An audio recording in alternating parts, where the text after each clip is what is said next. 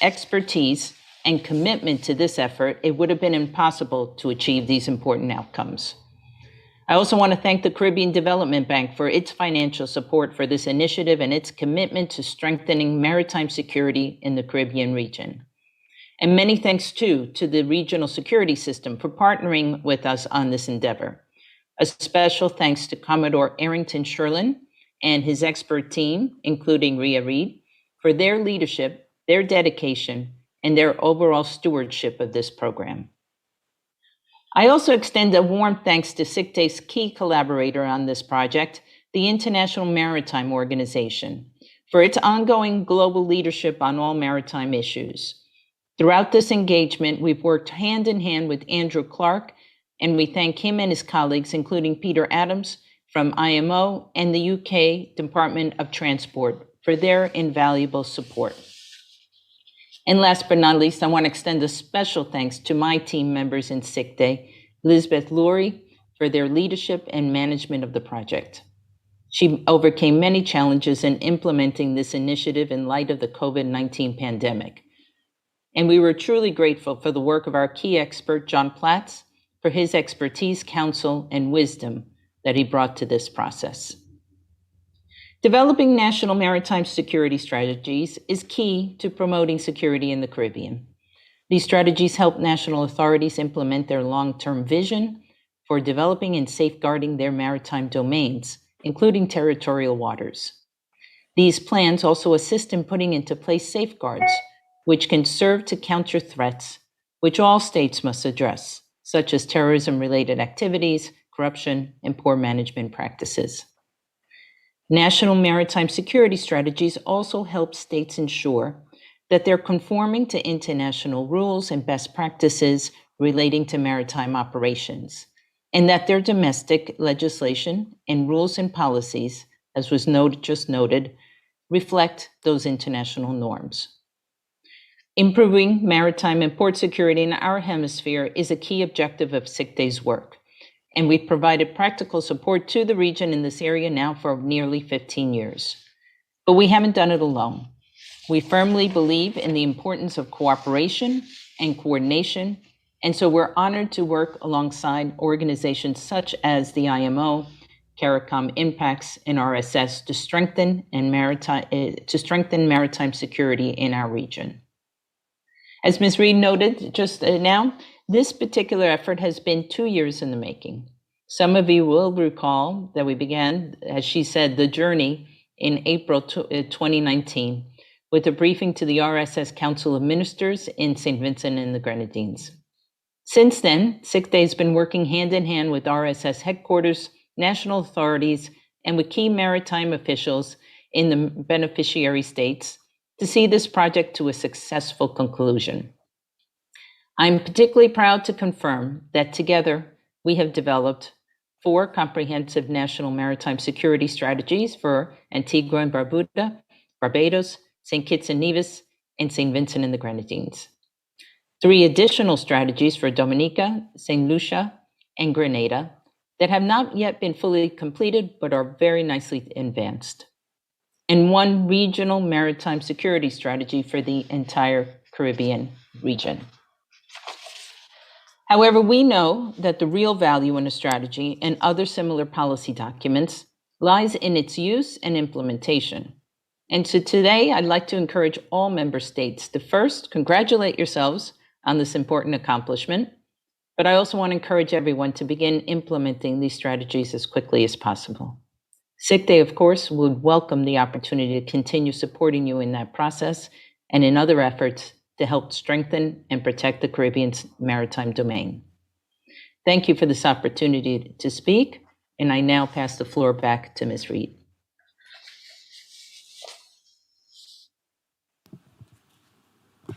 Thank you very much, Ms. Botet. The RSS is extremely appreciative of all the technical guidance provided by the OAS team over the course of this project. Member states each went on a journey to assess the threats and risks in their maritime space with the reliable assistance of the International Maritime Organization, an organization which is a strong supporter of maritime safety. The IMO has been a steady partner throughout the project, providing technical expertise to member states in maritime threat assessment.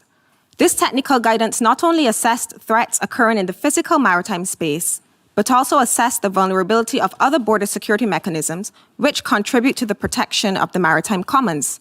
For example, port and cargo management and its information, communications, and technological vulnerabilities. Maritime security is therefore complex and requires expert management at governance concerning striking a balance among a range of competing issues. This is partly due to the fact that there are various players, both public and private, with various interests using the maritime space.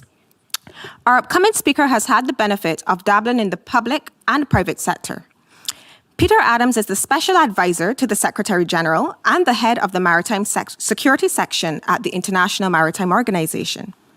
Peter became an Admiralty pilot at the Ministry of Defence in Portsmouth and latterly a commercial marine pilot on the Forth in Edinburgh.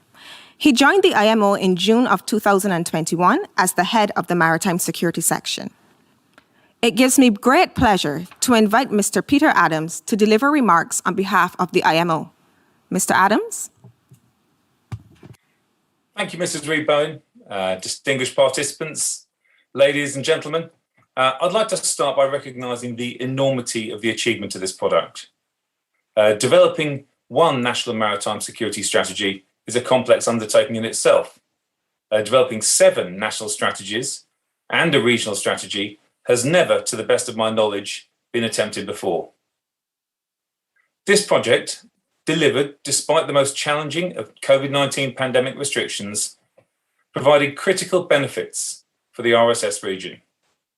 These include, first and foremost, the promotion of the maritime security agenda and a set of strategic objectives and lines of effort that clearly set out how the RSS signatory states, working together, will secure the maritime domain and blue economy that is so crucial for their current and future economic prosperity and that of their citizens. The strategies also provide a framework to maximise limited security resources and to avoid duplication of effort, and, crucially, to identify the areas of capacity building which will enable the development of a coherent action plan to build long-term, sustainable regional capability. This latter issue can often present significant challenges globally, with different international donors sometimes offering the same assistance and not always addressing the key capability gaps in the respective member states. These strategies will help ensure that this does not happen in the RSS region. IMO's role in this project has been as a supporting partner for OAS and RSS, with funding kindly provided by the Caribbean Development Bank. But one area which we have been very proud to lead was the development of the National Maritime Security Risk Registers for the RSS signatory states, which in turn led to the development of the Regional Risk Register. We should acknowledge too the assistance of the UK in this endeavour. A systematic and evidence-based understanding of maritime security risks lies at the heart of effective national and regional maritime security strategies, with the risk registers as living documents which can be developed further and which underpin the decision-making of the National Maritime Security Committees. Sadly, we live in a world where we will continue to see new and emerging risks becoming more complex and interdependent. And the risk registers, properly updated, offer a powerful tool to help ensure that maritime security policy not only keeps pace with these new risks, but provides a degree of future-proofing.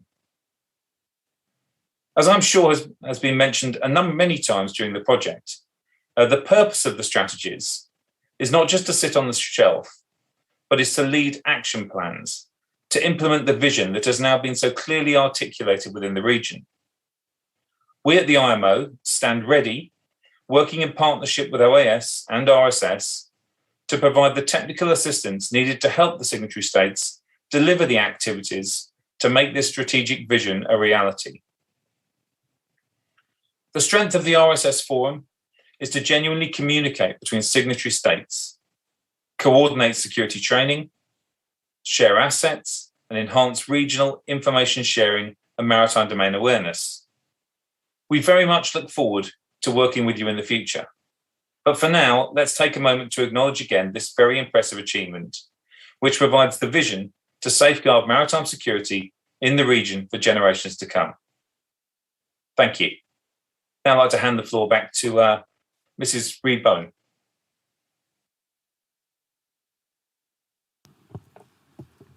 Thank you very much, Mr. Adams. Our next speaker, the International Maritime Organization is known for spearheading interventions which contribute directly to the 2030 Agenda and the 17 Sustainable Development Goals agreed to by 193 United Nations member countries. Due to the role of the maritime space in security and economic activities, it is impossible to divorce maritime security discussions from development.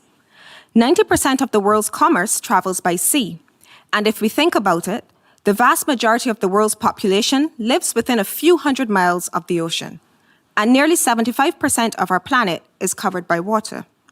The maritime space therefore has the ability to significantly affect the lives of our populations. Any practical discussions on the development strategy for the Caribbean, therefore, cannot exclude maritime security. Our next speaker is considered a strategist in his own right and is passionate about Caribbean development in all of its dimensions. Dr. Leon is the 6th president of the Caribbean Development Bank, having taken up this position from the 4th of May, 2021. He has over 30 years of experience in economic development, directing policy support to government authorities in Africa, the Middle East, Central Asia, and the Caribbean. Prior to his engagement with the International Maritime Fund, Dr. Leon was also an associate professor at State University of New York at Old Westbury in the United States. He has also served as Director of Research at the Central Bank of Barbados and Country Economist at the Caribbean Development Bank. Dr. Leon holds a Doctor of Philosophy and Economics from the University of Southampton in the United Kingdom and a Bachelor of Science degree in Economics from the University of London, also in the United Kingdom. It gives me great pleasure to invite Dr. Leon, President of the Caribbean Development Bank, to deliver remarks on behalf of the bank. Good morning and good afternoon all. The Honorable Mayor Amma Motley, Prime Minister of Barbados and Chair of the Regional Security System, Commodore Errington Sherland, Executive Director, Regional Security System, Mr. Peter Adams, Head of Marine Security Section, International Marine Organization, Ms. Violanda Bode, Deputy Executive Secretary, Organization of American States, Inter-American Committee Against Terrorism, representatives of the RSS Council and member states, other specially invited guests, members of the media, ladies and gentlemen, and online audiences. In 2019, when the Caribbean Development Bank, the CDB, commenced this project with the Regional Security System, the RSS, no one imagined what would lie ahead. Yet here we are towards the end of 2021, with countries in our region continuing to navigate a global pandemic, and some are also recovering from the impact of environmental hazards, including volcanic eruptions, earthquakes, floods, and drought. Notably, the countries are navigating these challenges whilst charting a course to sustained development, in keeping with their commitment to the United Nations Sustainable Development Goals. At CDB, understanding now what was unfathomable then, we continue to lead and support our borrowing member countries to contend with current and future challenges. Indeed, a greater coalescence of regional efforts in the maritime domain could not have come at a more opportune opportunity. Through this engagement, CDB has sought strategically to build capacity in the RSS, a highly specialized entity focused on regional security, indeed an essential public good. Beyond the linkages with CARICOM's crime and security strategy, this initiative contributes to broader regional efforts to support inclusive and sustainable economic growth, reduce inequality, and promote regional cooperation. Our objective is to accelerate economic development through such technical assistance to the RSS. In addition to promoting mutual cooperation on security-related matters, the RSS also supports relief and recovery efforts by mobilizing, coordinating, and deploying resources to impacted states. Through its oversight of the marine space, one of the region's major assets, the RSS also safeguards the foundation of what is popularly known as the blue economy. At an OECS roundtable on the blue economy, I recently challenged our region to build resilience across environmental, production, social, financial, and institutional spheres in order to optimize available resources. In a region where the ocean and maritime assets represent a resource that, in aggregate, is 5 times our land mass and impacts more than 70% of our population, considerable focus should be placed on capitalizing this largely untapped resource, whether in fisheries, aquaculture, mariculture, coastal tourism, marine biotechnology, shipping, port infrastructure and services, desalination, or ocean energy. Indeed, the development of the blue economy could spur a much-needed boost to our economic diversification. In pursuing the potential contribution of the blue economy to our economic development, we must also address vulnerabilities arising from climate change.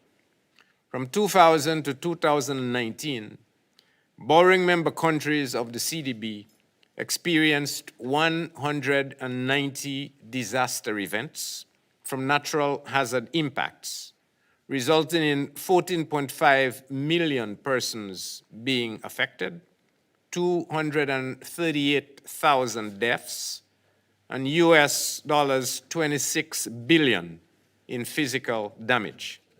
The cumulative impact of disasters and persistent structural weaknesses have constrained our growth potential. The COVID-19 pandemic amplified these effects.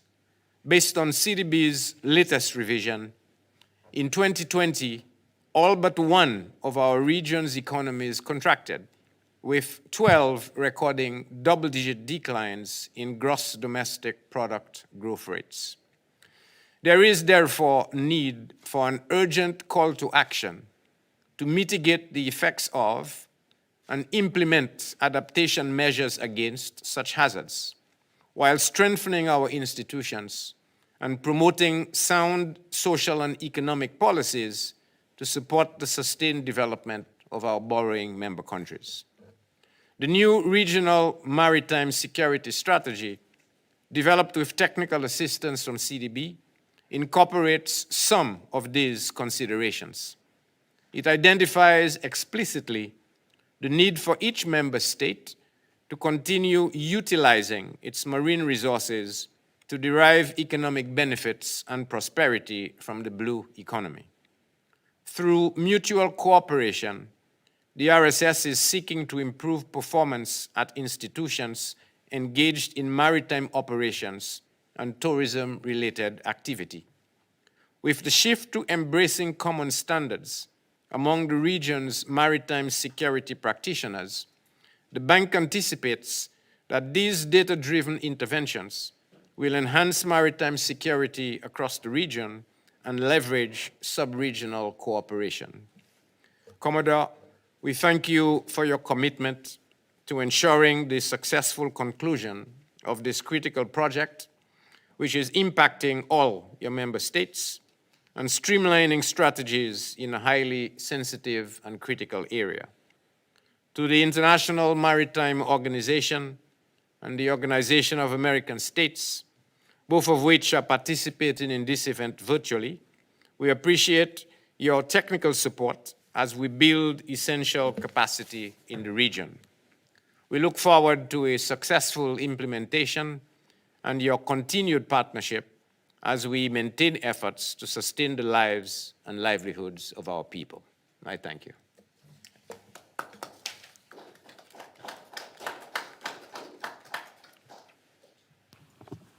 Thank you very much, Dr. Leon, for highlighting the synergies between security and development. We all know too well the contribution stable economies make to the provision of opportunities for citizens. What we have to consider more often is the role that security plays in the maintenance of safe and stable societies, a foundation for development. The RSS has been a reliable organization working to achieve the goals of the collective sub-regional grouping. The organization's mandate mirrors the nature of security. It is wide and varied and permits the organization to promote cooperation among its member states in various areas such as countering illicit trafficking, maritime policing, immigration control, fisheries protection, inter alia. At present, cooperative engagements are aimed towards strengthening capacities to sustain citizen security and enhancing environmental resilience through improved domain awareness and response capabilities. Steering the sub-regional bloc through these waters en route to these goals is Commodore Errington Sherland, the Executive Director of the RSS. He is the former Deputy Chief of Staff of the Barbados Defence Force with over 33 years of military service.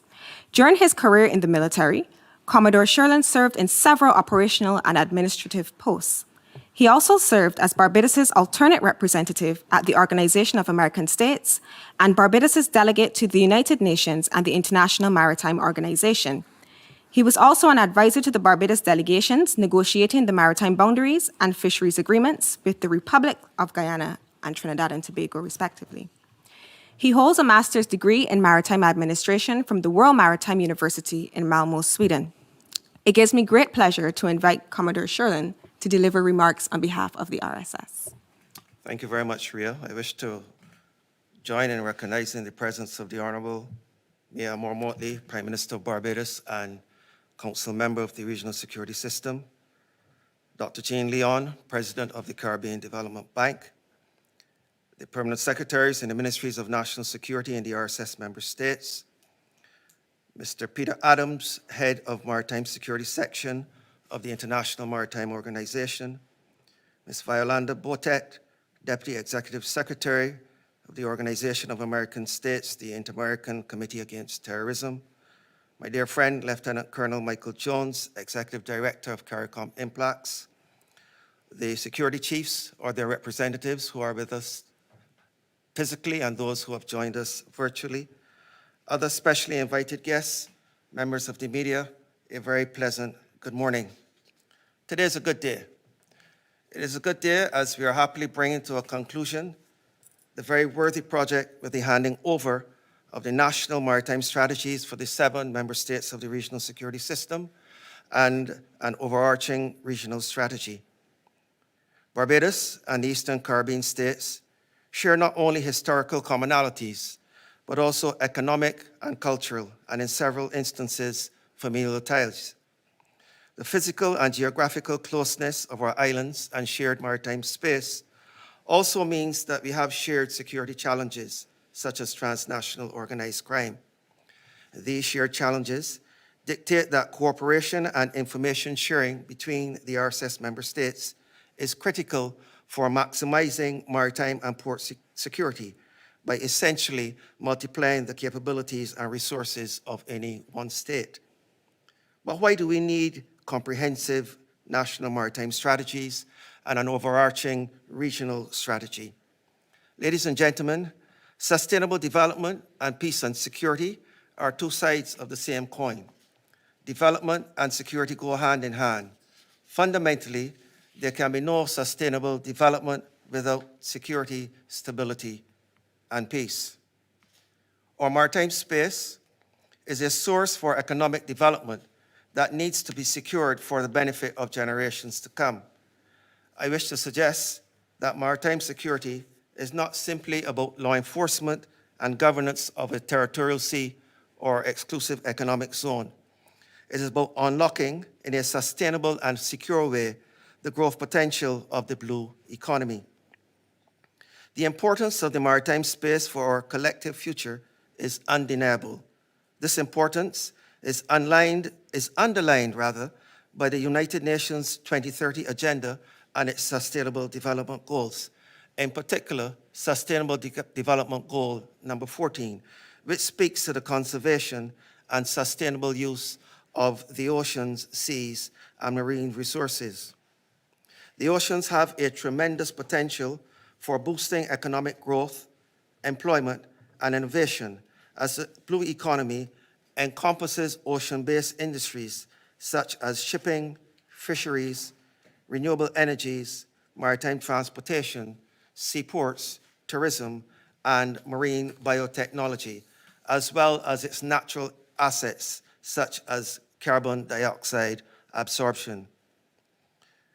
These national and regional maritime security strategies will complement the work being done by states as they seek to develop the blue economy.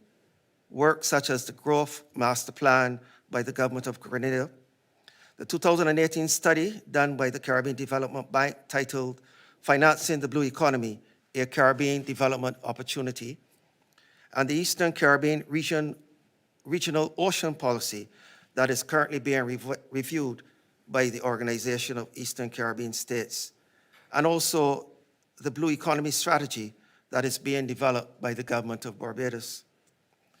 This is important as maritime security is viewed as the enabler of the blue economy through safeguarding navigation routes, protecting rights over valuable marine resources, and activities within claimed zones of maritime jurisdiction.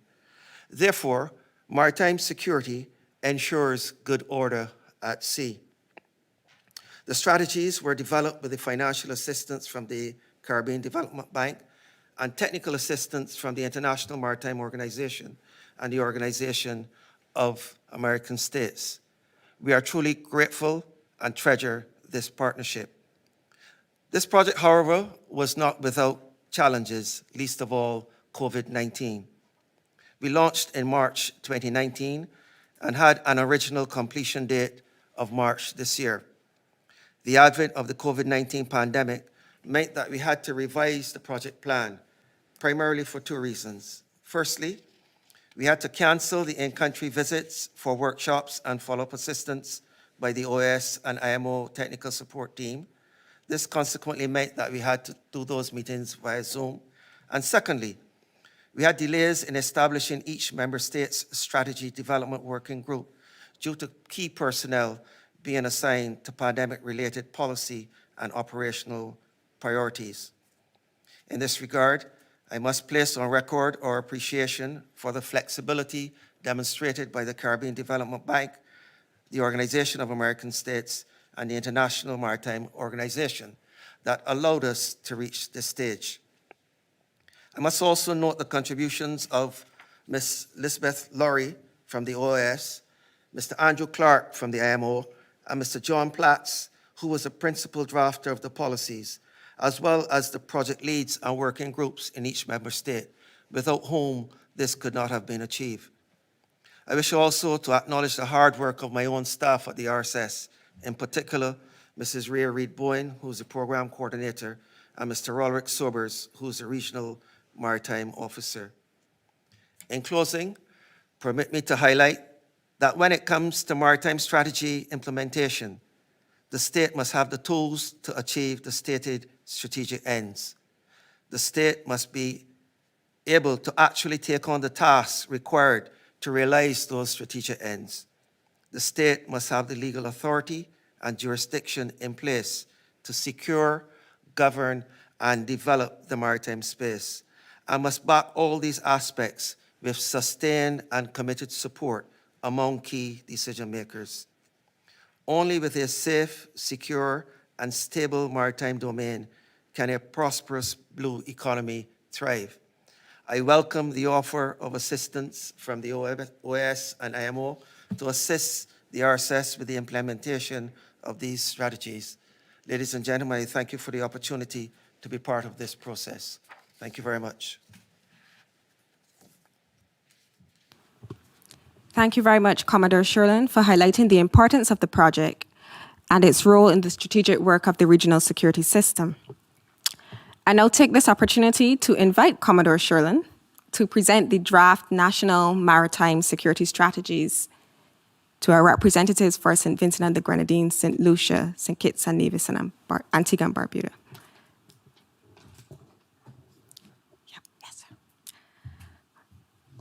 I now invite the representative from St. Vincent and the Grenadines, Assistant Commissioner of Police, Mr. Fergus, to receive the National Maritime Security Strategy for St. Vincent and the Grenadines. Top left.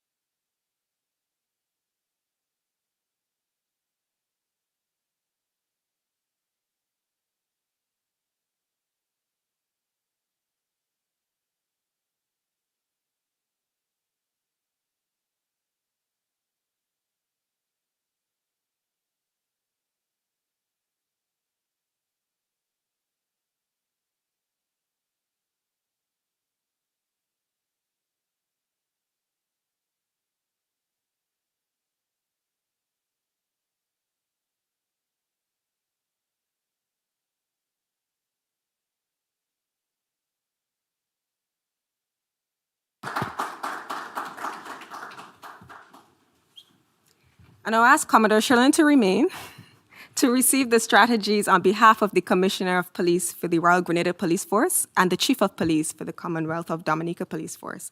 And I now invite Dr. Leon, the President of the Caribbean Development Bank,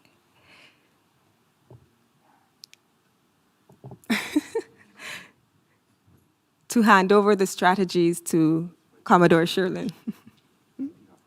Oh, sorry, the Vice President of Operations of the Caribbean Development Bank.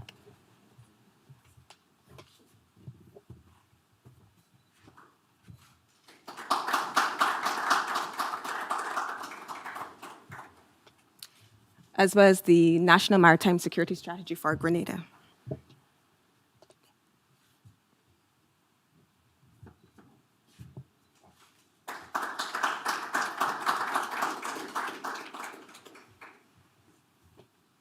Thank you very much, Commodore Sherlin. I'll ask the Vice President of Operations to remain.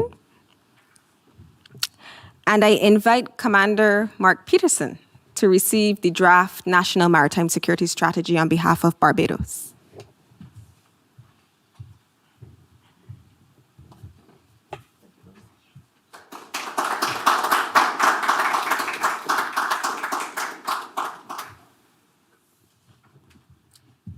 Thank you very much, which leaves us with the Regional Maritime Security Strategy. And I would ask the President of the Caribbean Development Bank, Dr. Jean Leon, to present the regional strategy to the Honorable Prime Minister, Mia Amor Motley, QC MP.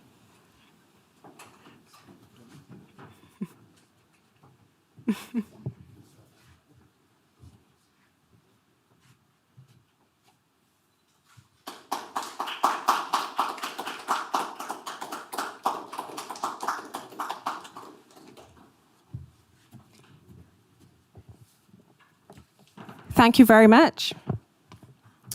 Esteemed ladies and gentlemen, as we move through our program for this morning,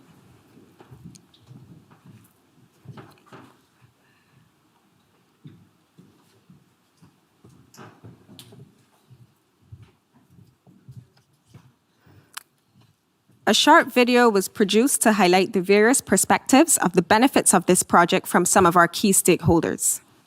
And I'll invite you to view the short video presentation on the project.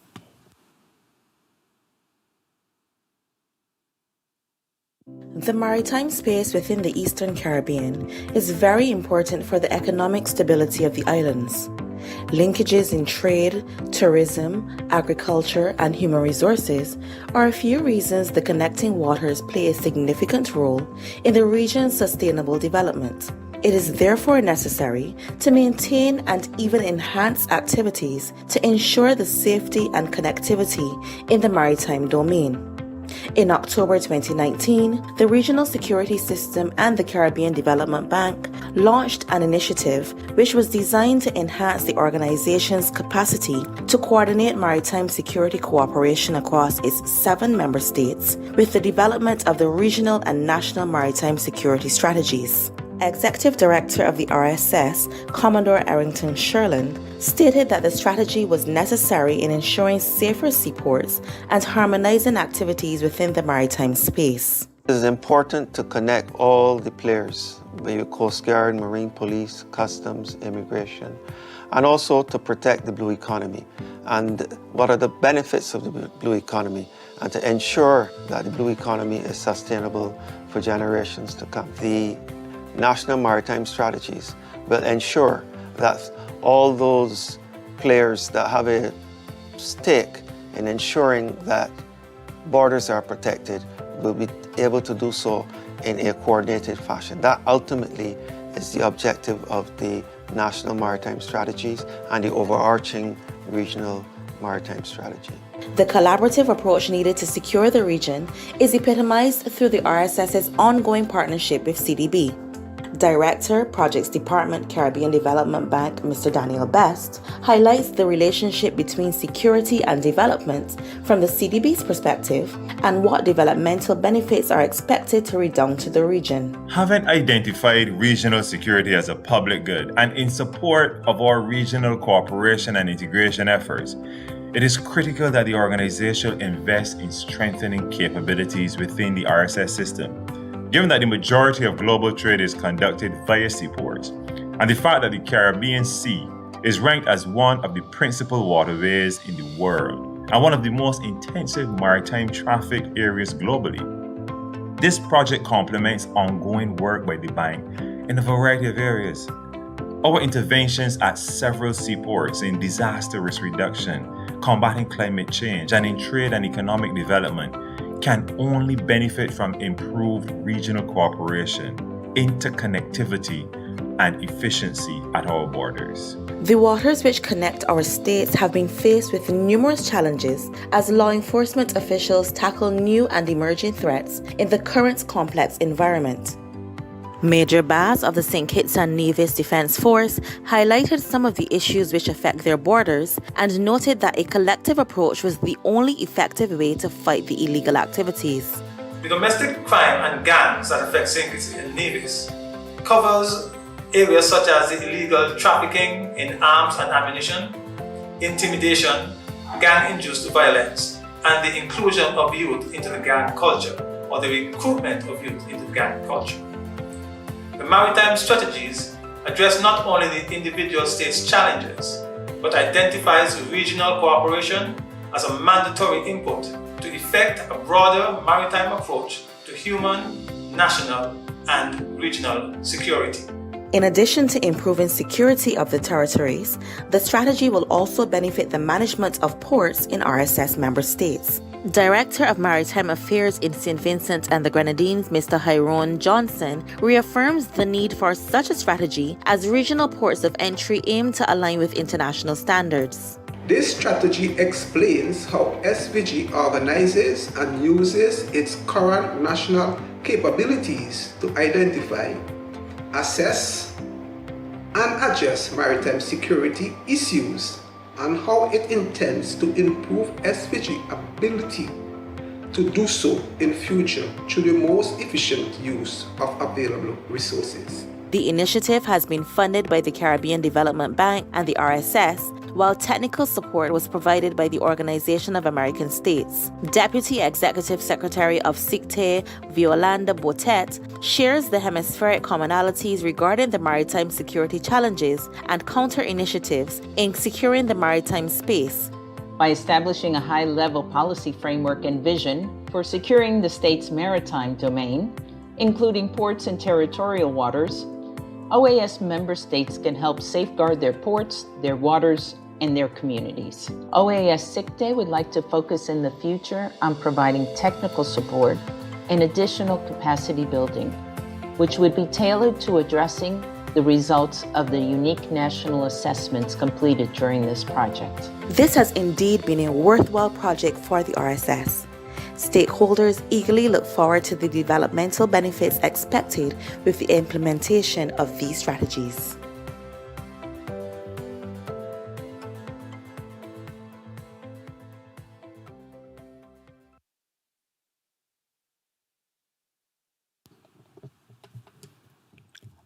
Having heard from our guest speakers today, representing the key organizations involved in this project, the underlying theme is the support that each of these organizations seek to provide to their constituents, the member states.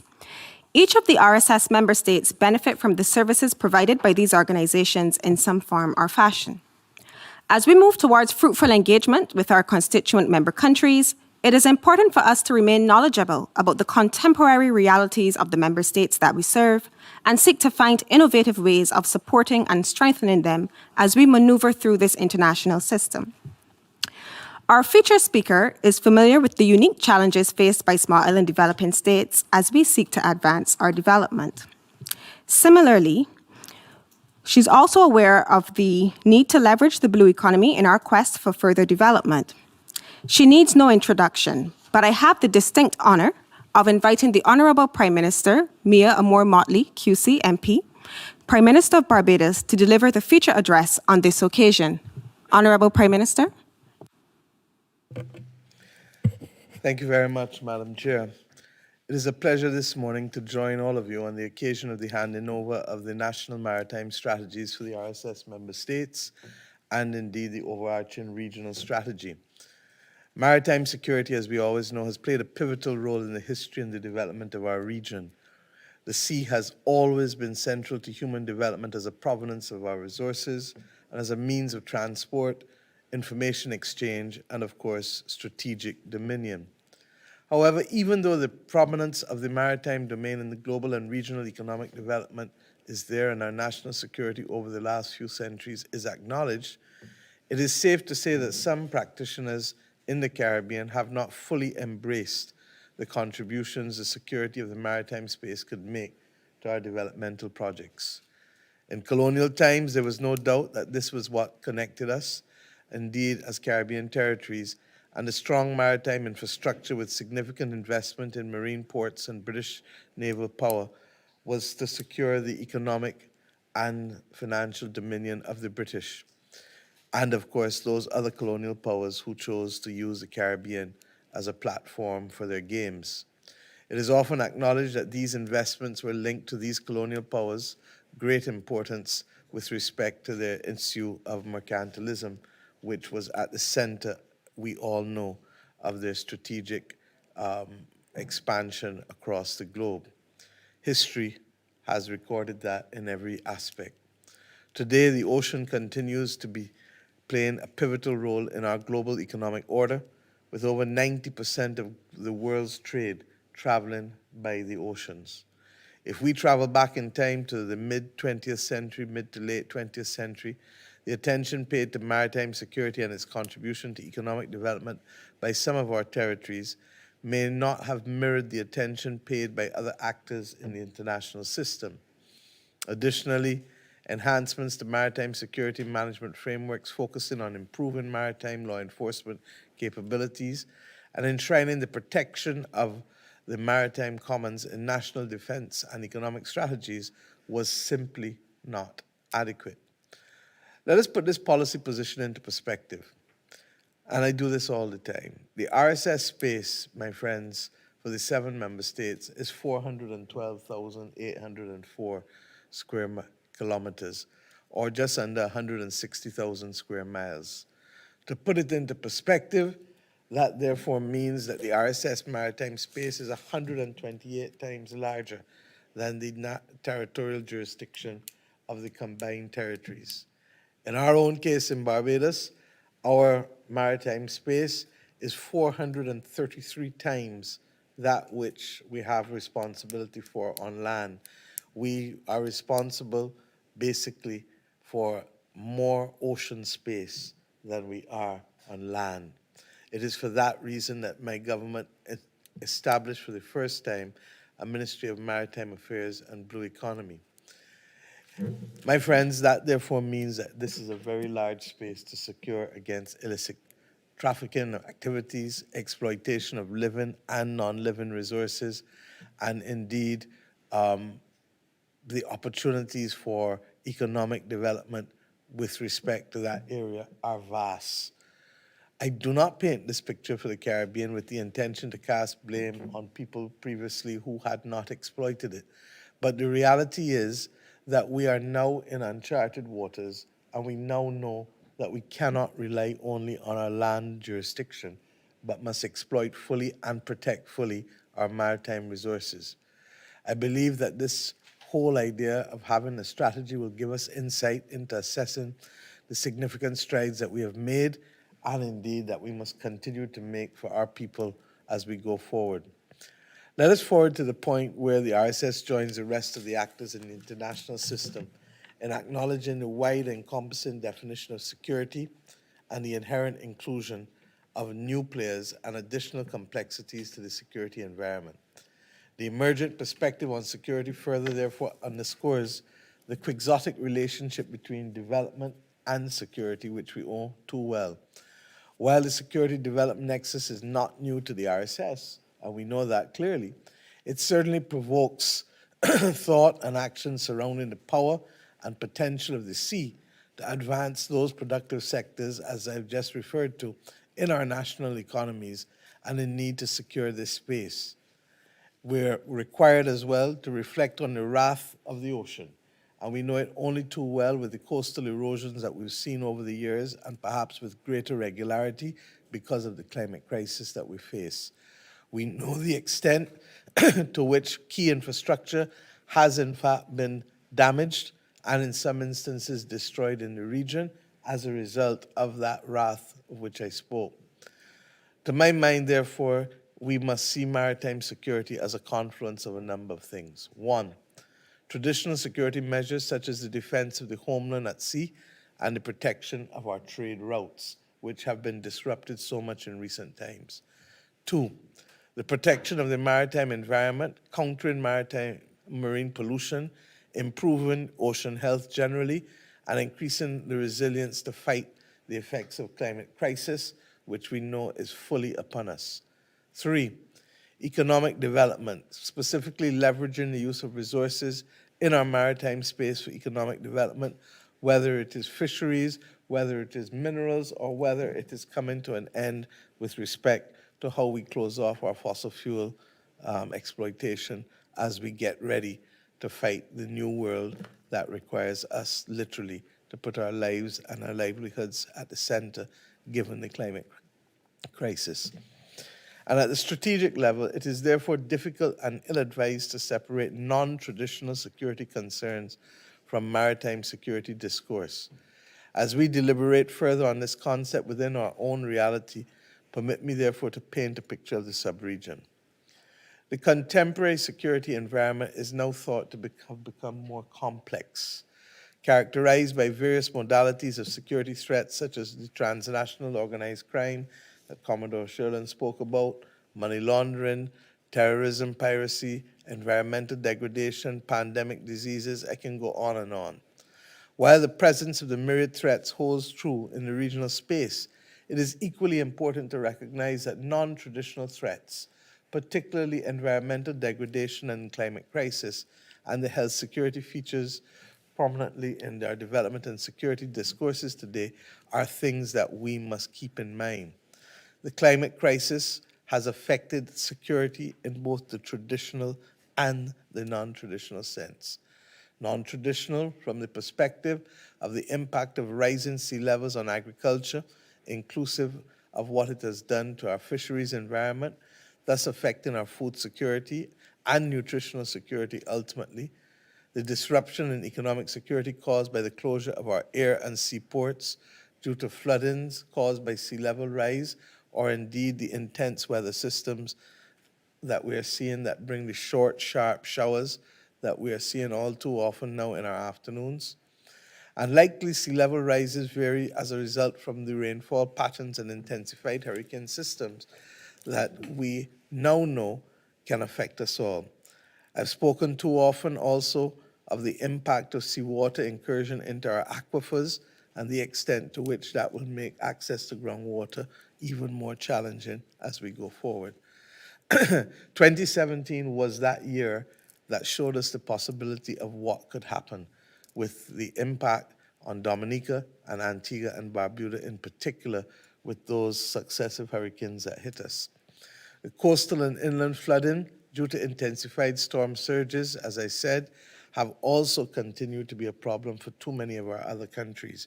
Trinidad, Guyana, and Suriname may not be hit by hurricanes, but they are hit by floods, and as low-lying territories, particularly with Guyana and parts of Suriname, parts of Trinidad, the extent to which that will impact those countries is all too evident in recent times. My friends, we have been told by the CCC, the 5 Cs, and the UNDP that a 1 meter rise in sea level can displace approximately 110,000 people in CARICOM member states. For the RSS in particular, it was estimated that 2% of the population in St. Kitts and Nevis, and indeed 3% of the population in Antigua and Barbuda could be displaced as a result of these types of events.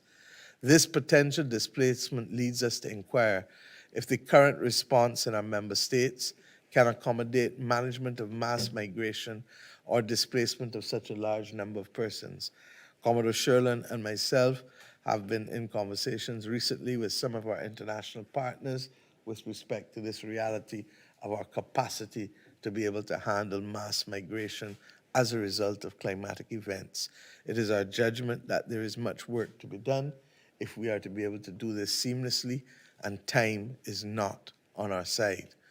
My friends, if we therefore reflect on these matters, we will realize that it is critical that we also include humanitarian and security missions as key parts of our preparation as we go forward. And I'd like to urge the Caribbean Development Bank to ensure that it is in a position to recognize that without scale, humanitarian efforts will come to naught, as we've seen recently, only too recently, with the volcanic eruption in St. Vincent and the Grenadines. To have 500 cots or to have 1,000 meal packages will not even begin to cut it with respect to the kinds of responses that are going to be required from us as we go forward. In addition to transnational organized crime and environmental threats, there is also the reality of the cyber threats that have now become more and more present, regrettably, in our region. The increased reliance on technology and the digital space for commerce, for domain awareness, and for law enforcement activities highlights the specific vulnerability with respect to cybersecurity. Like the other threats identified earlier, addressing these concerns and protecting our sub-regional interests must be contingent on our ability to understand fully the dynamics at play. Security threats which compound us, and opportunities which present themselves to us, and for us to determine where the balance comes between those threats and the opportunities that they present. No doubt this process of developing the strategies by our key stakeholders is critical if we are going to go forward and to fully exploit the nature of our maritime environment, to fully ensure that we can preserve it, and to fully ensure that we can protect those who live within the maritime environment on our territorial boundaries. There are far more commonalities than there are differences with respect to our individual maritime environment. In my view, we would be foolish not to continue to work together, not just at the level of the RSS, but also at the level of individual member states in terms of their policy as it relates to the maritime space. A number of us have already started to look at debt swaps for climate, as well as ensuring that we can put in place marine conservation plans without which this region will indeed suffer, because we are seeing too much loss of marine life from our waters as a result of a confluence of events ranging from the climate crisis to simply bad practices from agricultural runoff on our lands. I look forward, my friends, to our being able to put in place these regional and national maritime strategies which have been provided for us. I want to thank the IMO, I want to thank the OAS as our regional and international partners, ensuring that we continue to offset the limited capacity that we have as small island developing states through functional cooperation at the regional level and at the international level. And I use this opportunity, Commodore Sherlin, this is the first public occasion that I've had to formally congratulate you and to wish you all the very best, not only as you continue as Executive Director of the Regional Security System, but with pride now as the Chief of Staff of the Barbados Defense Force. And I thank you and look forward to your strengthening this organization at this most pivotal time in the country's history. Thank you very much. Mr. President, this is the first time I've come to the bank since you've taken up office, and I look forward also to your being able to work with us in a very real and practical way, because if ever there was a time for access to liquidity and for quick action on the part of those institutions that have been designed to help Caribbean countries on this journey of development, it is absolutely now. And I believe, therefore, that we have a solemn duty to be able to identify commonalities wherever possible in order to be able to diversify the risk and to reduce the cost of capital to our individual countries. Because if we see each country going forward doing the same thing one by one, then there is a justifiable case for pooling and for us being able to reduce the cost of capital and the risk where possible. Water and transport continue to be those two areas which I believe the CDB ought to functionally take out. And by water, it includes not just groundwater, but the blue economy, as we've discussed here today. So, my friends, I thank you for this opportunity to share with you this morning. If ever there was a time for functional cooperation across Caribbean countries, it is now as we face this climate crisis. And where is that cooperation most needed? In that area that binds us literally in our oceans. And I trust and pray that whether it is in dealing with the protection of our national security as we traditionally understand it, or whether it is protecting us against the environmental threats, or whether it is creating opportunities for our people through the traditional means like cruise, like tourism, or in the new areas that we have not even begun to think about in terms of deep sea drilling, we have, in my view, to come together as a region, irrespective of the language barriers and irrespective of the different states of governance that we have, in order to ensure that we protect the Caribbean Sea. And it is that place of patrimony that Norman Washington Manley spoke of so eloquently many, many decades ago. I look forward to our success in this area. Thank you.